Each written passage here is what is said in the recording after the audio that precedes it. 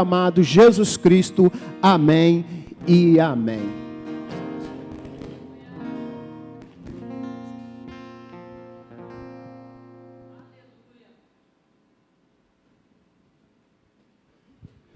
Meus irmãos, muito bom dia a todos. A graça e a paz do Senhor Jesus Cristo seja sobre a vida de cada um de vocês, amém?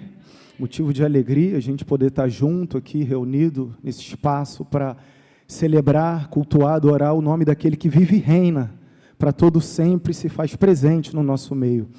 Eu peço aos irmãos desde já, para que os irmãos tenham um pouco de paciência comigo, porque eu me encontro vindo de uma gripe braba e estou me recuperando aos pouquinhos. Então peço que, se eu tossir, tiver algum imprevisto aqui, que os irmãos tenham um pouco de paciência comigo, mas a gente vai estar tentando se esforçar aqui para ministrar a palavra do Senhor nessa manhã. Eu quero poder estar compartilhando com os irmãos um texto que Deus já tem falado no meu coração já há um bocado de tempo. Está lá em Mateus capítulo 24, irmãos. Mateus 24. Eu quero poder, com a ajuda e a graça de Deus nessa manhã, dar um tema, a mensagem que vai estar sendo pregada. E o tema da mensagem que eu quero pregar nessa manhã fala sobre os sinais da segunda vinda de Cristo. Fala sobre os sinais da segunda vinda de Jesus. Irmãos, esse tipo de mensagem que fala sobre a segunda vinda do nosso Senhor, nós sabemos bem de que tem sido escasso no meio do povo de Deus hoje em dia. Esse tipo de mensagem que fala acerca da segunda vinda de Cristo é um tipo de mensagem que tem fugido de muitos púlpitos nas nossas igrejas atuais hoje em dia. E eu quero, com a ajuda de Deus, poder estar trazendo a gente nessa manhã essa reflexão acerca dos sinais da vinda do Senhor e da vinda do nosso Senhor e Salvador Jesus Cristo. Vamos estar lendo o texto bíblico, em Mateus 24, que nos diz assim, verso 1, o texto nos diz assim: tendo Jesus saído do templo, ia se retirando. Quando se aproximaram dele seus discípulos para lhe mostrar as construções do templo. E ele, porém, lhes disse: não vede tudo isso? Em verdade vos digo que não ficará pedra sobre pedra que não venha a ser derrubada. Verso 3. No Monte das Oliveiras achava-se Jesus assentado. Quando se aproximaram dele os discípulos em particular e lhe pediram: dize-nos quando sucederão essas coisas, e que sinais haverá da tua vinda, da consumação dos séculos? Ele lhes respondeu: vede que ninguém vos engane, porque virão muitos em meu nome, dizendo: eu sou o Cristo, e enganarão a muitos. Certamente ouvireis falar de guerra, rumores de guerra. Vede, não vos assusteis, porque é necessário assim acontecer, mas ainda não é o fim. Porquanto se levantará nação contra nação, reino contra reino, haverá fome, terremotos em vários lugares. Porém, tudo isso é o princípio das dores. Verso 9. Então sereis atribulados e vos matarão, sereis odiados de todas as nações por causa do meu nome. Nesse tempo muitos vão se escandalizar, trair e odiar uns aos outros. Levantar-se-ão muitos falsos profetas e enganarão a muitos. Por se multiplicar a iniquidade, o amor se esfriará de quase todos. Aquele, porém, que perseverar até o fim, esse será salvo. Será pregado esse evangelho do reino por todo o mundo, para testemunho de todas as nações, e então virá o fim. Vamos orar. Senhor Deus, nós estamos diante da Tua palavra nessa manhã, Senhor. Senhor, a Tua palavra é viva, a Tua palavra é eficaz, a Tua palavra é mais cortante, mais penetrante do que qualquer espada afiada, aguda de 2 gumes, Senhor. A Tua palavra ela é apta para discernir os pensamentos e intenção do coração humano. Senhor, nessa manhã nós Te pedimos, edifica a Tua igreja através da Tua palavra. Permite com que o poder do Teu Espírito Santo venha atuar nessa manhã, através da ministração da Tua palavra, Senhor. Senhor, o Senhor é o dono da Tua igreja, o Senhor é o fundamento, o Senhor é o edificador da Tua igreja. Edifica a Tua igreja nessa manhã, Jesus, e que o Senhor receba a honra e a glória que lhe é devida. É a nossa oração a Ti, em nome de Jesus. Amém e amém. Irmãos, o que eu quero estar pontuando aqui com os irmãos nessa manhã é sobre os sinais da segunda vinda de Cristo. Esse é o tema da mensagem. Meus irmãos, nós servimos a um Deus, de que o Deus a qual nós servimos, ele é um Deus que cumpre promessas. O Deus a qual nós servimos, ele é um Deus que fez uma promessa lá em Gênesis capítulo 3, versículo 15. Quando a gente olha para Gênesis capítulo 3, verso 15, a gente vai ver uma grande promessa de Deus sobre a vida do seu povo. Qual que era a promessa de Gênesis 3,15? Após a queda, após a entrada do pecado no mundo, Deus fala que da semente da mulher iria nascer um que iria esmagar a cabeça da serpente. Essa profecia e essa promessa de Deus se referia à vinda de Cristo. Essa profecia se referia à encarnação de Cristo, a vinda de Cristo, o nascimento virginal de Cristo, e essa profecia, ela aconteceu. Jesus, ele se encarnou, Jesus nasceu em Belém da Judéia, Jesus, ele veio e morreu na cruz do Calvário, injustamente, no nosso lugar, como substituto penal pelos nossos pecados. Jesus, ele ressuscitou ao terceiro dia dentre os mortos, e ele foi assunto aos céus, e ele prometeu que vai voltar para buscar a sua noiva, a sua igreja. Ou seja, a primeira promessa de Deus sobre a sua igreja, que era a promessa da vinda de um descendente da mulher, que era a vinda de Cristo, se cumpriu. A segunda maior promessa que Deus tem para nós, revelado no seu evangelho, revelado na sua palavra, é a promessa de que Cristo voltará. É a promessa de que existe um dia em que Jesus, o mesmo que foi assunto aos céus, quando estava ali reunido com os seus discípulos, ele prometeu de que ele vai voltar para buscar a sua igreja. E até esse dia, irmãos, da segunda vinda do nosso Senhor, nós precisamos estar preparados. Nós precisamos estar atentos para a volta do nosso Senhor, porque ele há de voltar quando a gente menos esperar. A Escritura fala para a gente de que o dia e a hora da segunda vinda de Jesus, nós não sabemos. Nós não podemos nem mesmo marcar data e nem hora para a segunda vinda de Jesus, porque Jesus deixou bem claro de que esse dia acerca da segunda vinda dele só compete única e exclusivamente ao Pai. Mas enfim, Jesus, ele prometeu de que vai voltar. Quando o contexto aqui do texto que a gente leu aqui em Mateus 24, quando a gente lê e mergulha no contexto aqui de Mateus 24, a gente vai ver de que Jesus, ele se encontrava ali com os seus discípulos dentro do templo em Jerusalém. O contexto de Mateus 24 está no capítulo 23 de Mateus. A gente vai ver ali Jesus, em Mateus 23, proferindo um grande discurso duro contra os escribas e os fariseus dentro do templo. Jesus, ele está dentro do templo. Jesus, ele vai bater duro em cima da religiosidade dos fariseus e dos escribas ali daquela época. A gente vai ver isso em Mateus 23, no verso 30, está aí na sua Bíblia. Jesus, ele fala assim, ó, ai de vós, escribas e fariseus, hipócritas, porque edificai os sepulcros dos profetas, adornai os túmulos dos justos.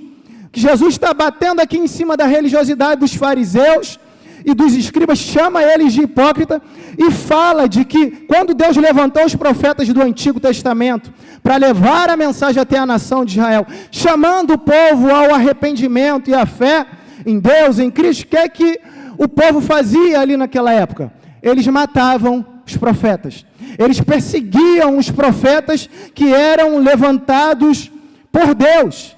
E Jesus, ele vai discorrer um discurso extremamente duro, ele vai falar aquele texto que todos nós conhecemos muito bem, que Jesus fala no verso 37, Jerusalém, Jerusalém, que matas os profetas e apedrejas que te forem enviados.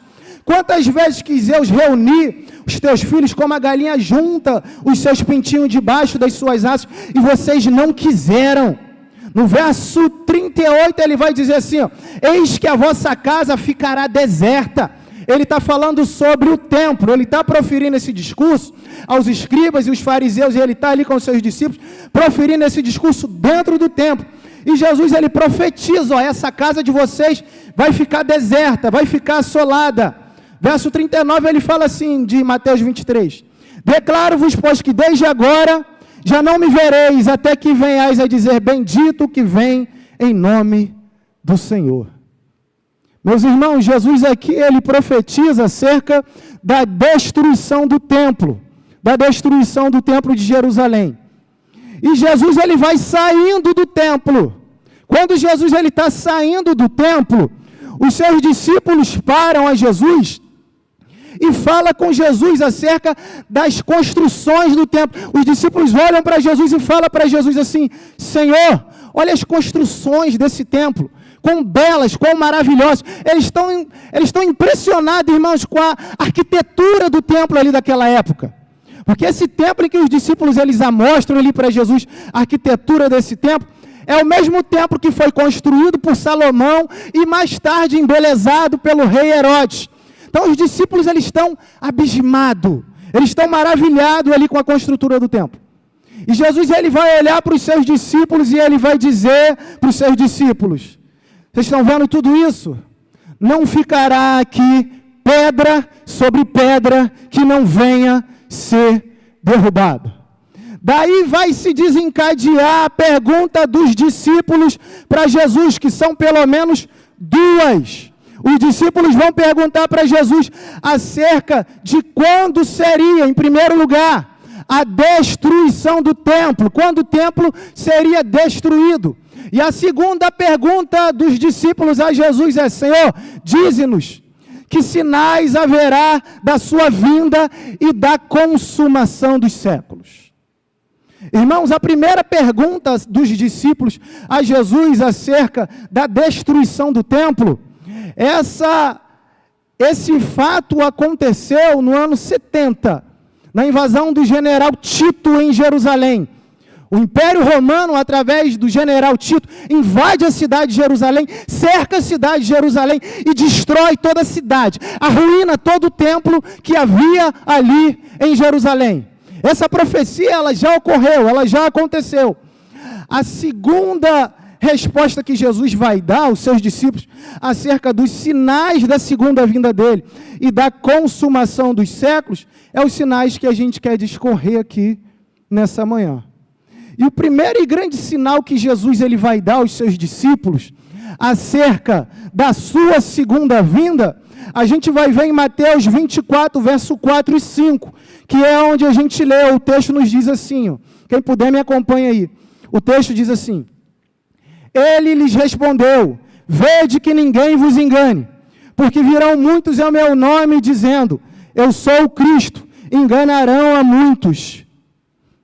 Irmãos, o primeiro sinal que Jesus ele apresenta aqui para a gente, acerca da segunda vinda dele, fala sobre o engano religioso, fala sobre a apostasia, fala sobre o abandono da fé.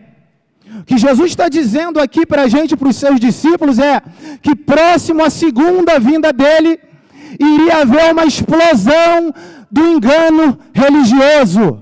Falsos cristos, falsos profetas, falsas religiões, falsas pessoas ensinando o evangelho, que não é o evangelho do nosso Senhor e Salvador Jesus Cristo.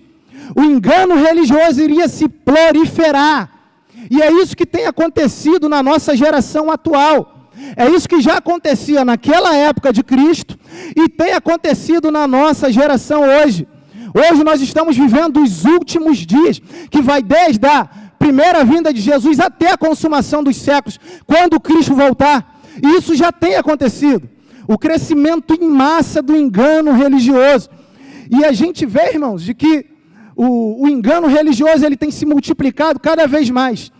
A gente vê de que o islamismo ela é a segunda maior religião no mundo. O islamismo ele tem quase 2 milhões de pessoas adeptas ao islamismo. Isso fala sobre o engano religioso. A gente vê que o espiritismo hoje em dia tem crescido assustadoramente, em massa, lugares que não tinha. Centro espírita hoje está passando a ter. O engano religioso ele tem crescido, ele tem se proliferado. a gente vê de que as falsas religiões, as seitas, cada vez mais elas têm proliferado, elas têm crescido. E Jesus advertiu os seus discípulos acerca disso. Ele fala, um dos grandes sinais acerca da minha segunda vinda será a proliferação do engano religioso. E o apóstolo Paulo, ele já tinha alertado isso na palavra do nosso Deus. Em 1 Timóteo capítulo 4, verso 1, Paulo escrevendo a Timóteo, ele vai alertar Timóteo já naquela época acerca disso. Paulo ele vai falar assim a Timóteo, que o Espírito expressamente diz que nos últimos dias muitos apostatarão da fé, dando ouvido a doutrinas de demônios, a espíritos enganadores. Paulo já havia alertado a Timóteo lá no primeiro século acerca do engano religioso. Na segunda carta do apóstolo Paulo, ele também vai falar sobre isso, sobre o engano religioso. 2 Timóteo capítulo 4, verso 1, Paulo escrevendo a Timóteo, ele vai dizer assim, ó, conjuro-te, pois, diante de Deus, de Jesus Cristo, que pregues a palavra, inste a tempo e fora de tempo, redargua, repreende, ensina, exorta com toda longanimidade e doutrina. Porque haverá tempos em que as pessoas não vão suportar essa doutrina, Timóteo. Haverá tempo em que a gente terá um público de ouvinte comichão. Eles não vão querer ouvir a sã doutrina. Eles não vão querer ouvir a mensagem centralizada no Evangelho, na cruz de Cristo. Eles não vão querer uma doutrina sã. Eles não vão querer um evangelho verdadeiro, mas eles vão querer mestres que lhes digam aquilo que eles querem ouvir. Eles vão querer mestres que lhe digam mensagens agradáveis, que façam massagem no seu. A Timóteo acerca do engano religioso já naquela época. Irmãos, o engano religioso tem crescido até mesmo no meio do povo de Deus. A gente vê hoje em dia muitas igrejas enganando as pessoas, roubando as pessoas, enganando as pessoas com a teologia da prosperidade, ensinando que a bênção de Deus é adquirida através de quanto mais você dá, quanto mais você contribui. O engano religioso tem crescido em massa no meio do povo de Deus. Isso é um grande sinal da segunda vinda do nosso Senhor e Salvador Jesus Cristo. A gente precisa, como igreja de Cristo, a cada dia, irmãos, nos apegarmos às verdades do Evangelho. Por quê? Como que você combate o engano? Como que você combate a mentira? Conhecendo nada mais, nada menos do que aquilo que é a verdade. Nós precisamos a cada dia nos apegar à verdade, nos apegar à palavra de Deus, porque conhecendo a verdade, dificilmente nós seremos enganados pelos falsos profetas, pelo engano religioso. Outro grande sinal de que Jesus ele vai falar acerca da sua segunda vinda, fala sobre guerras. Verso 6, Jesus ele fala assim, ó, certamente ouvireis falar de guerra, rumores de guerra, vede, não vos assusteis, porque é necessário assim acontecer, mas ainda não é o fim. Segundo sinal da segunda vinda de Jesus, que Jesus ele fala aqui para a gente, fala sobre guerras. Jesus está falando para os seus discípulos, olha só, vocês vão ouvir falar de guerras. O mundo ao qual nós vivemos, irmãos, sempre houve, sempre existiu e sempre vai existir guerras. Desde a época de Jesus até a nossa geração hoje, sempre a nossa geração foi marcada e será marcada por guerras. O mundo ao qual nós vivemos é um mundo banhado em guerras. A gente vê isso quando a gente olha um pouco para a história, para o passado. A gente vai ver na Primeira Guerra Mundial, pelo menos 30 milhões de pessoas na Primeira Guerra Mundial sendo mortas. A gente vai ver na Segunda Guerra Mundial, 60 milhões de pessoas sendo mortas em guerras. Hoje, quando a gente olha o cenário atual que a gente está envolvido, a gente vai ver guerra entre a Rússia e a Ucrânia, lá na Europa. A gente vai ver guerras entre Israel e Hamas, a guerra lá na faixa de Gaza. A gente vai ver até mesmo que na própria época do nosso Senhor e Salvador Jesus Cristo, existia ali no meio de Cristo, quando ele veio na plenitude dos tempos, existia ali um grupo chamado Zelote, já até mesmo na época de Jesus, que era um grupo que queria se ver livre do jugo da escravidão do Império Romano E por conta disso, esse grupo chamado Zelotes, o que eles queriam fazer? Eles queriam resolver tudo na pancadaria, era na guerra, era na violência. Então, irmãos, um dos sinais que Jesus ele pontua aqui para a gente acerca da segunda vinda dele é: vocês vão ouvir falar de guerras. E hoje nós vivemos isso tem acontecido na nossa geração atual. As pessoas hoje estão envolvidas em guerras religiosas, guerras por conta de política, interesses meramente políticos. Quando a gente olha o nosso cenário atual político hoje, a gente vai ver de que boa parte das brigas e das guerras acontece entre eles, até mesmo por conta de dinheiro, por conta de poder, que é a mola que mais impulsiona eles a querer estarem ali, boa parte deles a querer estar ali à frente do nosso governo. Jesus ele já havia alertado sobre isso, guerra, a gente vê isso na política, a gente vai ver guerras na área da economia, a gente vai ver guerras na área ideológica, são guerras sobre ideologias de pensamentos, sobre filosofias de pensamentos, sobre verdades. A gente vai ver guerras hoje no nosso cenário atual entre as facções.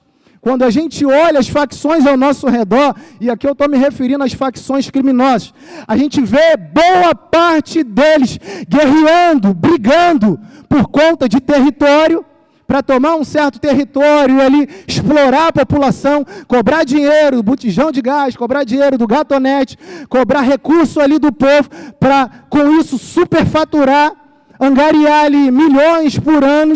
A gente vê muitas pessoas morrendo por conta disso. E Jesus ele alertou acerca disso, sobre as guerras que iriam acontecer. Essa semana mesmo, a gente viu na terça-feira uma grande operação que ocorreu lá no Complexo do Alemão, ali, onde a Polícia Civil se reuniu juntamente ali com a Polícia Militar, invadiu ali o Alemão e a Penha ali. A gente vê ali uma guerra extremamente brutal entre a Polícia Militar, a Polícia Civil e o crime organizado, e pelo menos 121 pessoas sendo mortas, se os dados não foram atualizados. O mundo a qual nós vivemos, irmãos, é um cenário de guerra. E Jesus ele alertou sobre esse sinal da sua segunda vinda. Jesus ele alertou que próximo à segunda vinda dele, as guerras iriam se multiplicar cada vez mais. O mundo se encontra em pé de guerra. Outro grande sinal que Jesus ele vai destacar aqui para a gente, em Mateus 24, está no verso 7. Jesus ele fala assim: quando se levantará nação contra nação, reino contra reino, e haverá fomes, terremotos, em vários lugares. Outro sinal que Jesus fala aqui para a gente, que é o terceiro sinal, fala sobre as fomes, fala sobre as epidemias. Irmãos, consequentemente havendo guerra, o que acontece com a população? A população começa a ter dificuldade na área da vida financeira. A inflação das coisas começa a subir. Os valores dos alimentos começam a ficar de forma extremamente elevada, cada vez mais para a população. Com isso, o que acontece? Desemprego. Acontece hoje em dia de que muitas pessoas, elas vivem debaixo de uma grande pobreza. Existem pessoas que vivem debaixo de muita pobreza, irmãos, de miséria na área da sua vida financeira. E eu falo isso até mesmo por experiência, porque eu trabalhando no centro do Rio, eu trabalho na rua. Eu já vi com meus próprios olhos, do meu lado tem um restaurante chamado Casa Velha. Cada um aqui talvez já tenha ouvido falar sobre esse restaurante. Certa vez eu trabalhando, eu olhei para o meu lado e eu vi quando esse restaurante fecha, eles costumam colocar do lado de fora do restaurante restos de alimento, sobra de alimento, no saco de lixo. Eu vi com meus próprios olhos um homem e uma mulher parando ali, abrindo aquele saco de lixo e comendo com as suas próprias mãos. A gente acha que não, mas no nosso país existem pessoas que vivem abaixo da linha da pobreza.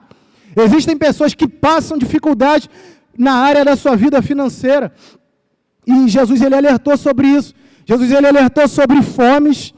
Jesus ele alertou também acerca de epidemias. Jesus ele fala não aqui, mas ele vai falar em Lucas 21, verso 10, que esse sermão profético de Jesus, que fala acerca da sua segunda vinda, dos sinais da segunda vinda dele, também se encontra em Lucas 21. Jesus ele fala sobre epidemias, e a gente, quando olha para a história, no nosso passado, a gente vai ver de que a gripe espanhola, que foi de 1918 até 1920, ela matou pelo menos 50 milhões de pessoas.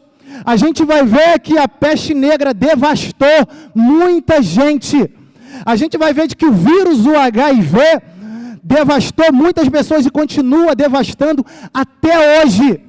A gente vai ver acerca de epidemias de que recentemente a gente acabou de sair há pouco tempo de uma grande pandemia que foi o Covid-19, que colocou o mundo de pernas para o ar.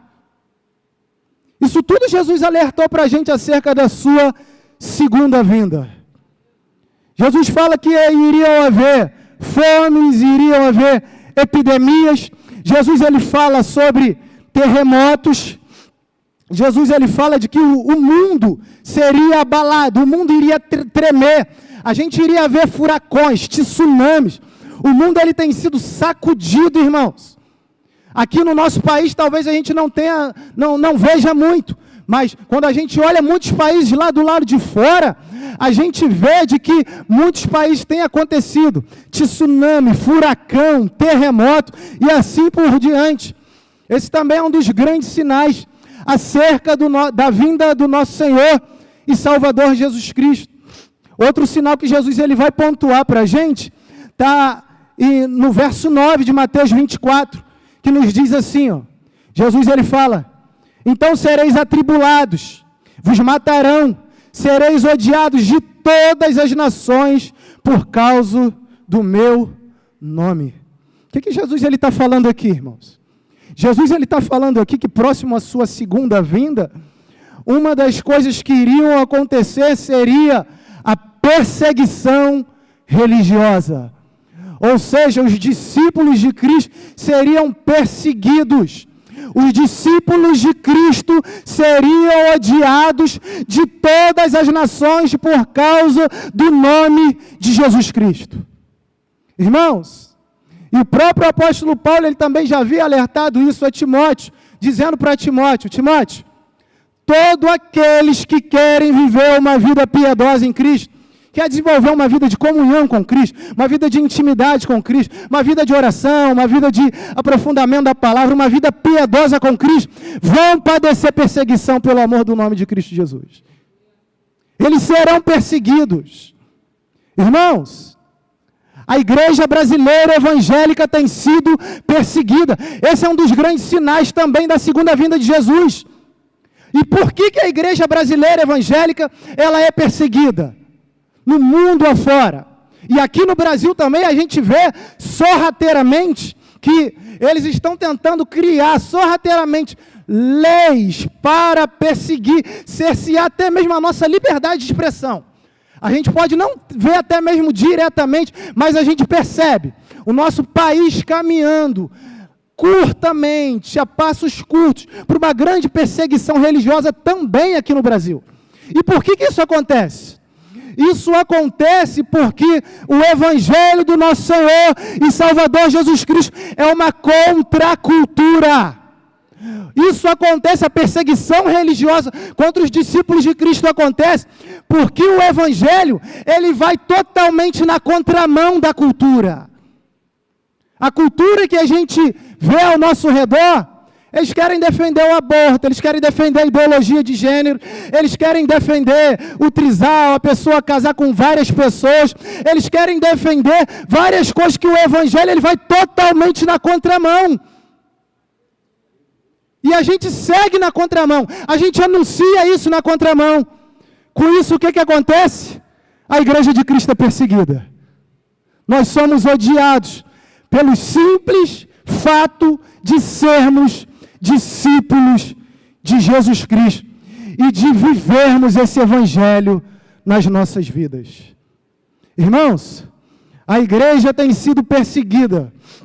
A gente vê isso na Nigéria, recentemente, o evangelista Diego estava dizendo aqui, os nossos irmãos nigerianos lá sendo perseguidos, sendo mortos, sendo massacrados, pelo simples fato de defender o evangelho de Cristo, de carregar o evangelho de Cristo. A gente vê perseguição religiosa na Nigéria, a gente vê perseguição religiosa na Coreia do Norte. O presidente lá, o Xi Jinping, lá não pode falar de Jesus. Não há liberdade religiosa. Na maioria dos países onde o comunismo reina, eles caçam a liberdade religiosa. Eles tentam acabar com a liberdade de expressão religiosa. Os nossos irmãos lá, na Nigéria, na Coreia do Norte, na China, esses dias eu estava num curso, lá no Perspectiva, e eu confesso que eu fiquei espantado, irmãos, com a minoria de cristãos que há na China. Eu não lembro aqui a quantidade de pessoas, mas é extremamente pequena a porcentagem de números de pessoas, de cristãos na China, para anunciar a mensagem do Evangelho. Boa parte das pessoas na China são totalmente pagãs. Elas não ouviram a mensagem do Evangelho, por conta que o comunismo reina, por conta de que o governo persegue a igreja, por causa do testemunho que a gente dá de Jesus Cristo. E por mais, irmãos, que a igreja brasileira evangélica ela seja perseguida, ainda assim é uma promessa de Cristo sobre a sua igreja. E qual que é a promessa de Cristo sobre a sua igreja? As portas do inferno não prevalecerão contra a igreja de Jesus Cristo. Podem perseguir a igreja, mas a igreja de Cristo continua avançando, continua triunfantemente avançando para a glória de Deus. Eles podem perseguir a igreja como for, mas não para o avanço da igreja de Cristo. Como Tertuliano disse, o sangue dos mártires é a semente da igreja. Pode matar, o cristão pode morrer, mas cada vez mais a igreja de Cristo vai continuar avançando para a glória de Deus. O reino avança, irmãos, porque essa obra não é nossa, a igreja é dele. Ele disse, a minha igreja, as portas do inferno não prevalecem. O inferno pode se levantar, a perseguição religiosa vem sobre os cristãos, mas a igreja continua triunfando e avançando para a glória de Deus. Outro sinal que Jesus ele vai falar aqui, está no verso 6. Jesus ele fala sobre a multiplicação da iniquidade. Está no verso 12, Jesus ele vai falar sobre a multiplicação da iniquidade. Verso 12, Jesus ele fala assim, por se multiplicar a iniquidade, o amor se esfriará de quase todos. Irmãos, o que Jesus ele está pontuando aqui para a gente é o avanço da multiplicação da iniquidade, do pecado na nossa sociedade e o esfriamento do amor. O esfriamento do amor, e Jesus pontua aqui, de quase todos. O que Jesus está dizendo aqui é que o pecado ele iria aumentar, o pecado ele iria crescer na nossa sociedade. E hoje a gente tem visto isso. Hoje a gente vive numa sociedade onde há grandes inversões de valores. A nossa sociedade hoje chama o mal de bem e o bem de mal. Repara só, aquilo que é certo eles consideram como errado. E aquilo que é errado eles consideram como certo. E no livro de Isaías a palavra de Deus fala isso para a gente. No capítulo 5, se não me falha a memória. Ai da nação que chama bem de mal e mal de bem. Ai, um oráculo de maldição da parte de Deus sobre tal nação. E a nossa sociedade que a gente vive hoje, a gente vê isso, uma grande inversão de valores. O certo é o errado, e o errado é o certo. A gente vê um aumento do pecado na nossa sociedade. A gente vê um aumento na área da pedofilia. Cresce o número de pedófilos na nossa sociedade. A gente vê o divórcio na nossa sociedade em alta também. Pasme os senhores, mas existem pessoas sérias, até mesmo pastores, que falam que o divórcio do pessoal do mundo tem estado até mesmo em pé de igualdade no meio do povo de Deus. Pasme os senhores. Os divórcios têm aumentado no nosso meio. A gente vê uma grande inversão de valores por conta do esfriamento do amor. E Jesus, ele alerta a gente sobre isso aqui. Sobre o aumento da iniquidade e o esfriamento do amor de quase todos. A gente vive numa sociedade hoje em dia onde as pessoas têm tido medo até mesmo de andar na rua, irmãos. Pode reparar. As pessoas hoje em dia têm tido medo de transitar na rua. Eu mesmo sou um. Quando estou voltando do trabalho, subindo para ir para casa, se eu ver 2 homens pendurados na moto, vindo atrás de mim, eu confesso que eu fico cabreiro. Fico. A gente está vivendo numa sociedade extremamente perigosa. Essa semana mesmo a gente viu aí a menina que tomou um tiro por conta de briga de guerra de facções criminosas, lá na linha amarela. A menina está muito bem, pegando um Uber e indo para um determinado lugar, e daqui a pouco, do nada, morre brutalmente com um tiro na cabeça. O esfriamento do amor e o aumento da iniquidade. Jesus, ele alertou sobre isso. No verso 14, Jesus, ele vai falar sobre outro sinal da sua segunda vinda, que fala sobre o avanço da pregação do Evangelho. Verso 14, ele fala assim: será pregado esse Evangelho do reino por todo o mundo para testemunho de todas as nações, e então virá o fim. Outro sinal que Jesus ele pontua aqui acerca da sua segunda vinda é um sinal de graça. Qual que é o sinal de graça? O sinal do avanço da pregação do Evangelho. Esse Evangelho do reino será pregado em testemunho a todas as nações, e então virá o fim. Irmãos, o que Jesus ele está falando aqui para a gente e para os discípulos? Nada e nem ninguém pode parar o avanço da pregação do Evangelho. Irmãos, o Evangelho ele avançou através de Cristo. Cristo ele trouxe o Evangelho, transmitiu o Evangelho aos apóstolos. Os apóstolos pregaram esse Evangelho. Os apóstolos transmitiram esse Evangelho aos pais da igreja. Os pais da igreja transmitiram esse Evangelho. E a nossa geração hoje tem esse Evangelho nas mãos. E nós continuamos pregando a mensagem do Evangelho. Nada pode parar o avanço da pregação do Evangelho. As pessoas podem perseguir e prender até mesmo o pregador, mas a mensagem da palavra de Deus não pode ser presa. O próprio apóstolo Paulo, ele chega a dizer isso para Timóteo, quando ele escreve a sua carta a Timóteo. Ele fala assim para Timóteo: Timóteo, eu estou preso, Timóteo. Eu estou encarcerado aqui nessa prisão romana. Eu estou preso, mas a palavra de Deus não está presa. Nada pode parar a pregação do Evangelho, irmãos. O Evangelho do nosso Senhor e Salvador, Jesus Cristo, continua avançando triunfantemente para a glória do nosso Deus. Nada para o avanço da pregação do Evangelho. E o objetivo de Deus, com a pregação do Evangelho, é alcançar todos os povos, no sentido de povos de toda tribo, língua e nação. O objetivo de Deus é usar a minha vida e a sua vida na pregação do Evangelho, ou até mesmo na contribuição financeira para a pregação do Evangelho, para que vidas sejam alcançadas, para que vidas sejam salvas. Com isso, irmãos, pesa uma grande responsabilidade sobre as nossas vidas. Nós não podemos ser omissos quanto à tarefa de anunciar a mensagem do Evangelho. Precisamos pregar o Evangelho. Se a gente não pode ir para tal lugar, fazer a viagem missionária, seja o que for, mas se a gente pode contribuir financeiramente, e eu prego aqui o que eu falo, irmãos, eu contribuo financeiramente para a obra missionária, para a expansão do Evangelho, do reino de Deus, em outros lugares, até mesmo em outros países. Se a gente não pode ir, pelo menos contribua financeiramente. Existem canais extremamente sérios, Portas Abertas, pastor Fábio conhece muito bem, que é uma organização extremamente séria que trabalha para o avanço do reino de Deus, para a expansão do reino de Deus em povos onde o Evangelho tem muita dificuldade e não tem sido lançado. Contribua para o avanço do reino de Deus. Contribua para o avanço da pregação do Evangelho. Deus ele nos chama para isso, para a gente pregar e para a gente também contribuir. A gente precisa pregar a mensagem do Evangelho, por quê?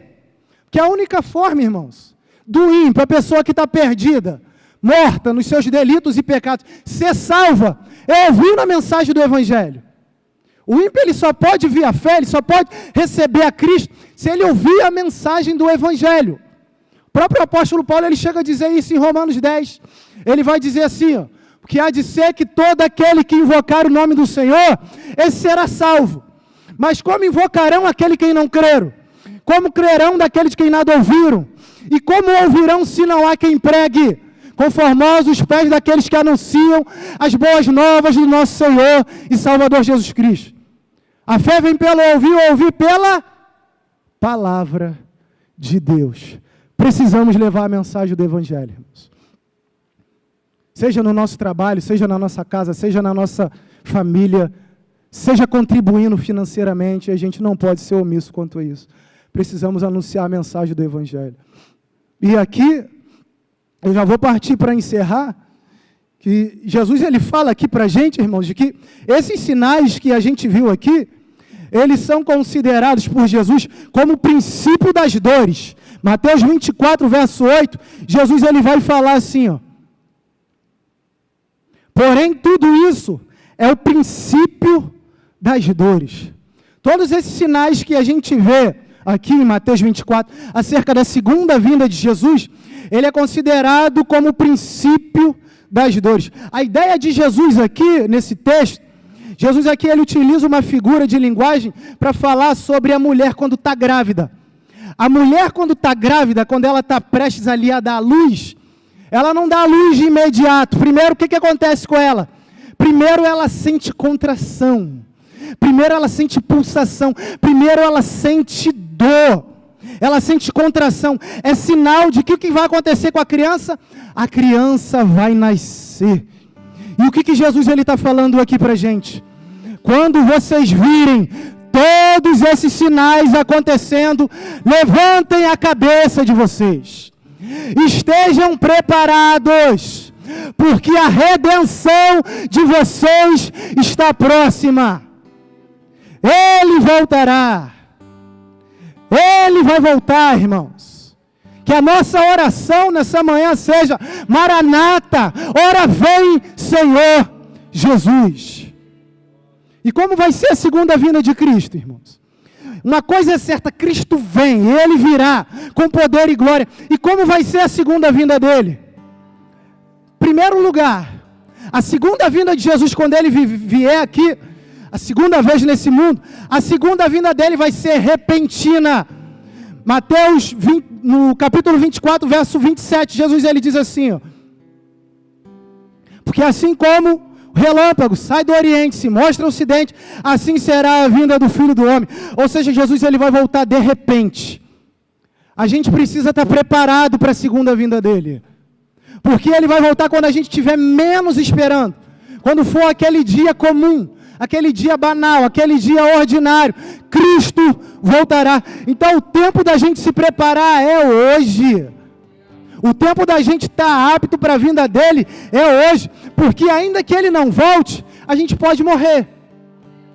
Ainda que ele não volte de forma gloriosa, como a Escritura promete, uma coisa é certa, a gente pode morrer. Porque a Escritura pontua muito isso para a gente sobre a brevidade da vida, como a vida é breve. Vocês são como vapor. Já viu aquela água que você bota para ferver e aparece ali por um tempo e se dissipa, passa? Assim é a brevidade da nossa vida. E o alerta de Jesus aqui para a gente é: estejam preparados, porque Ele virá repentinamente. Jesus ele vai voltar como? Jesus ele vai voltar como um ladrão. Versos 42, 43 e 44, ele fala sobre isso. A segunda vinda de Cristo, meus irmãos, será como um ladrão. Um ladrão, ninguém aguarda o ladrão. Ninguém espera um ladrão. O ladrão, quando ele chega para roubar, ele chega de repente. E assim será a segunda vinda do Filho do Homem. Ele virá como um ladrão. Ele virá inesperadamente. Ele virá como foi nos dias de Noé. A Escritura pontua isso para a gente. A Bíblia fala assim para a gente, como foi nos dias anteriores ao dilúvio, ó, a geração diluviana. Comia, bebia, casava-se, dava-se em casamento, até o dia que não perceberam. Noé entrou na arca, veio o dilúvio e consumiu todo mundo. Assim será a segunda vinda do Filho do Homem. A geração diluviana lá, ó, totalmente indiferente para com as coisas espirituais. Não há nada de errado, irmãos, a pessoa comer, beber, vestir, casar, se dar em casamento. Mas o grande errado é viver uma vida só meramente com as perspectivas das coisas dessa terra e não levar em conta que um dia Cristo voltará. A Escritura fala para a gente que Noé era pregoeiro da justiça, anunciava o Evangelho, falava do Evangelho, e aquela geração nem aí para a mensagem de Noé. Veio o dilúvio e levou a todos. Irmãos, e aqui eu vou encerrar. A segunda vinda de Cristo, ela vai ser audivelmente, e aqui eu vou parar. Segunda vinda de Cristo está no verso 31, diz assim, ó, e ele virá, enviará os seus anjos, com grande cangor e trombeta, os quais reunirão os seus escolhidos, dos quatro ventos, de uma a outra extremidade dos céus. A segunda vinda de Jesus Cristo, quando ele voltar, vai ser audível, ou seja, quando Jesus voltar, irmãos, todos ouvirão o soar da última trombeta. O alarido da trombeta tocará. Eu amo um texto em 1 Coríntios capítulo 15, que Paulo, quando ele fala acerca da vinda de Cristo e da transformação dos nossos corpos, Paulo ele vai falar assim, ó, eis que vos digo um mistério, nem todos dormiremos, mas antes seremos transformados no abrir e piscar de olhos ao soar da última trombeta. Porque a trombeta soará, os mortos em Cristo ressuscitarão, e os vivos terão seus corpos transformados no abrir e piscar de olhos ao soar da última trombeta. Paulo ele vai falar assim, porque é necessário que isso é corruptível, se referindo sobre o corpo, ele fala, é necessário que isso que é corruptível se revista de incorruptibilidade, e isso que é mortal se revista da imortalidade. Quando aquilo que é corruptível se revestir da incorruptibilidade, e aquilo que é mortal se revestir da imortalidade, então se cumprirá a palavra que foi escrita, tragada foi a morte na vitória. Ó morte, onde está a tua vitória? Ó inferno, onde está o teu aguilhão? O aguilhão da lei é o pecado, e a força do pecado é a lei. Mas graças a Deus que nos dá a vitória por meio de nosso Senhor e Salvador Jesus Cristo. Meus irmãos, essa precisa ser a maior esperança da igreja.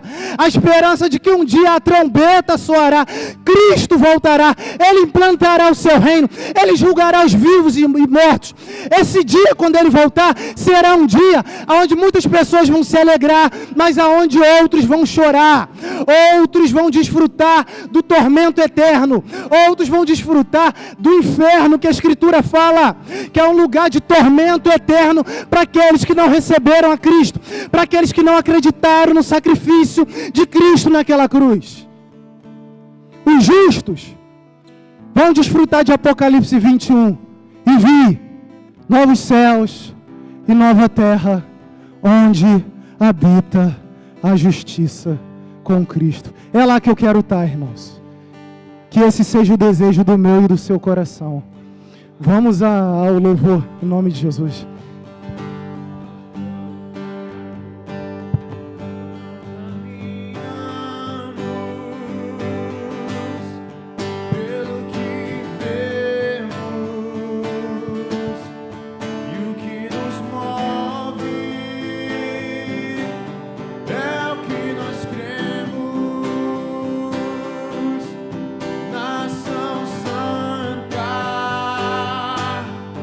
Somos a igreja.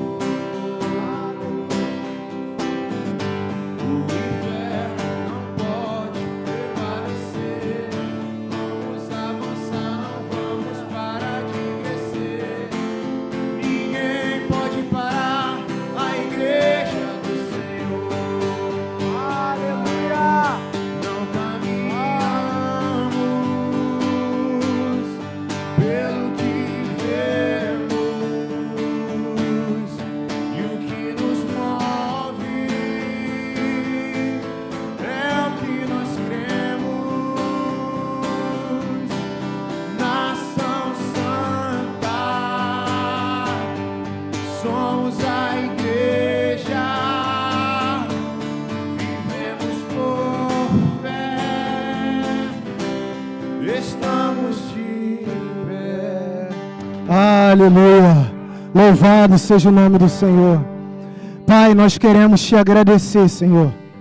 Nós queremos te agradecer porque a tua palavra é fiel. Deus, o Senhor disse na tua palavra, o Senhor disse ali até mesmo nesse sermão escatológico acerca da sua segunda vinda. O Senhor disse, Jesus, na tua palavra, que passarão os céus, passarão a terra, mas as tuas palavras não hão de passar. O que o Senhor disse na tua escritura há de se cumprir, ainda que passe gerações. O Senhor é fiel para cumprir o que o Senhor revelou na tua escritura. E é apoiado, Senhor, na confiança daquilo que o Senhor estabeleceu no teu evangelho, que nós oramos a ti nessa manhã.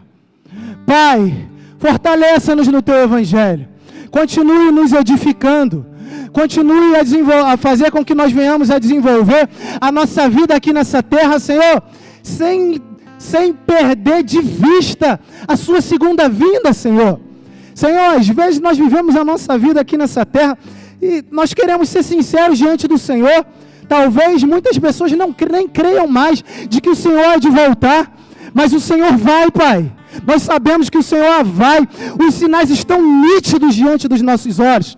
Os sinais estão como um outdoor diante dos nossos olhos, Pai. E nós queremos perseverar, Pai, como diz a tua palavra, que aquele que perseverar até o fim, esse será salvo. Ser comigo, ser com cada irmão aqui nesse lugar, é a minha oração a ti nessa manhã, em nome de Jesus. Amém. Que Deus abençoe a vida de cada um.